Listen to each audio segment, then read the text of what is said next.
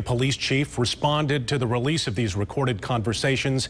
He condemned their actions, saying that they don't reflect the department as a whole. 24-Hour News 8's Heather Walker, though, asked the chief about how the public could ever believe that that's true, and she joins us from police headquarters with more on this. Heather, is there a culture problem at the department?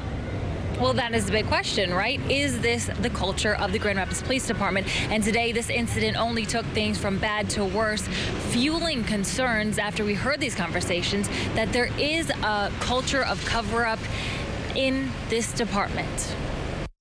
There should be no conversation that takes place in this building that affects the community that we serve that we're not willing to share. But these phone conversations definitely show that they are not willing to share. I mean, there is statement after statement that is clear.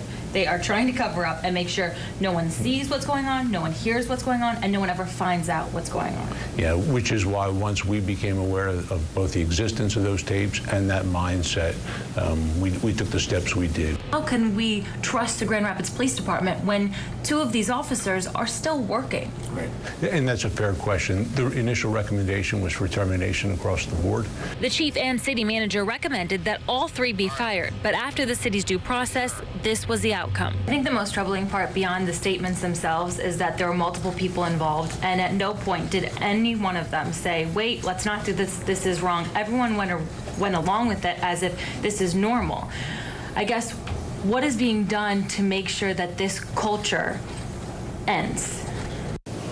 Well, to that question, I would repeat again the actions that have been taken when we identified the issue. So, I understand the discipline, the steps. Sure. So, but is there anything else? Like, have there been meetings with everyone? Just, I don't know.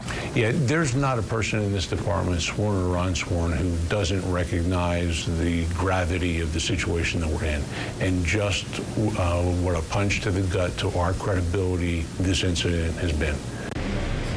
Now coming up at 6, hear from one of the officer's attorney who says this conversation and conversations were taken out of context, and hear what the city manager has to say about all of this. That's coming up. Reporting live outside of Grand Rapids Police Department, Heather Walker, 24-Hour News 8. Yeah, Heather, I think what's striking if you listen to those phone calls is the nonchalance of everyone involved. This wasn't their first time at the rodeo.